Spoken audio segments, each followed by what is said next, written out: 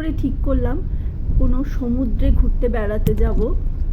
অনেক খোঁজাখুঁজির পর আমরা গুজরাটের দামানে প্ল্যান করলাম। 3টের সময় ব্যাঙ্গালোর থেকে আমরা এয়ারপোর্টে পৌঁছালাম। আমাদের T2 এয়ারপোর্ট ছিল ব্যাঙ্গালোরের ইন্টারন্যাশনাল এয়ারপোর্ট। ঘুমন্ত চোখে একদম এত লাইট ঝলমল করছিল। ব্যাঙ্গালোরের T2 এয়ারপোর্ট পৃথিবীর মধ্যে একটা সেরা এয়ারপোর্ট। সত্যি এত সুন্দর। অনেকবারই আসা যাওয়া করেছি এই এয়ারপোর্ট দিয়ে, কিন্তু কখনো সেরকমভাবে ভিডিও তোলা হয়নি। এয়ারপোর্টের ভেতরে ঢুকে তো মনেই হচ্ছিল না যে এখন রাত 3টে বাজে। চোখ একদম ধাঁধিয়ে উঠছিল। আর হবেই না কেন বলুন, এটা ইন্ডিয়ার ফার্স্ট 5 স্টার রেটেড এয়ারপোর্ট। নীলষষ্ঠীর উপোস থাকাতে আমি আজকে জার্নিতে কিছুই খাবো না বলে ঠিক করেছি। সমস্ত স্কুলে ছুটি পড়ে যাওয়াতে প্রচণ্ড ভিড় ছিল। ফ্লাইটে ওঠার আগে যে ফর্মালিটিগুলো করতে হয় সেগুলো সব করা হয়ে গেল। আমরা ইন্ডিয়ান এয়ারলাইন্সের বুকিং কাউন্টারে গেলাম। ওখান থেকে ওয়েব চেকিং আর বোর্ডিং পাসটা নিয়ে নিলাম। সিকিউরিটি চেক করে আমরা এয়ারপোর্টের ভেতরে ঢুকে গেলাম। রাতের ফ্লাইট, ওই জন্য এখানে সবাই ঘুমাচ্ছে, বিশ্রাম নিচ্ছে। চলুন দেখে নিই লাউঞ্জে কি কি খাবার ছিল।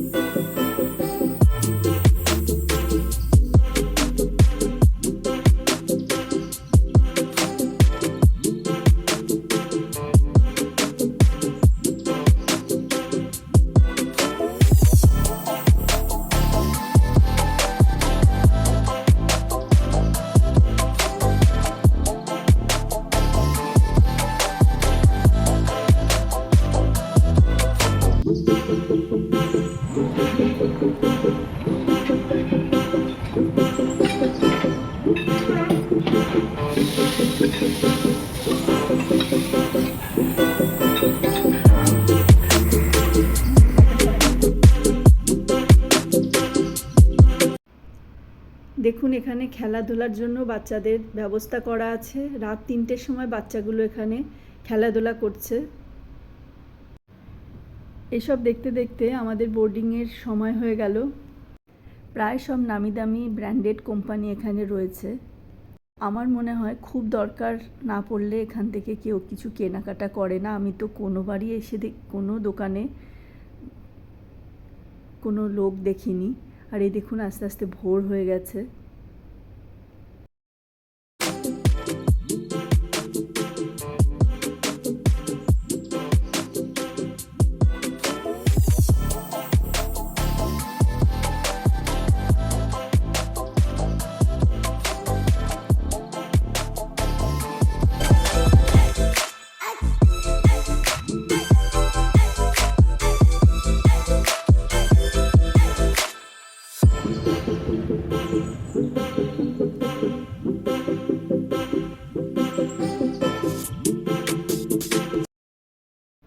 যদিও আমার প্লেনের মধ্যে একদম ভালো লাগে না, কানের ভেতরটা বেশ ব্যথা শুরু হয়ে যায়।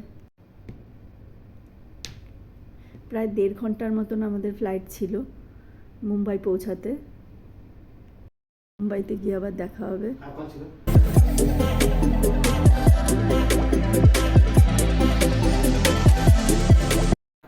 আমরা ঠিকঠাক মুম্বাইতে পৌঁছে গেলাম।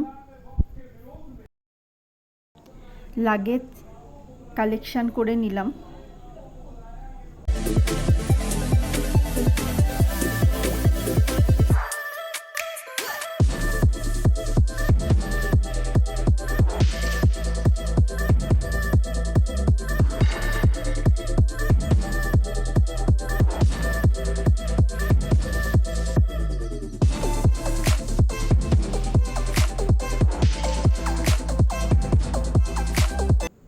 এয়ারপোর্ট থেকে নেমে বেশ গরম লাগছিল।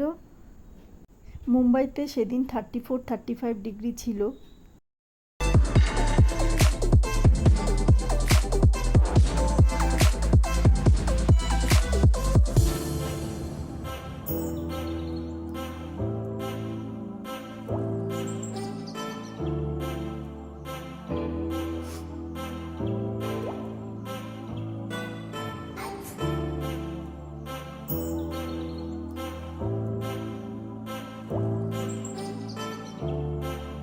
আজকের মতন এটুকুই। সবাই খুব ভালো থাকবেন, আনন্দে থাকবেন।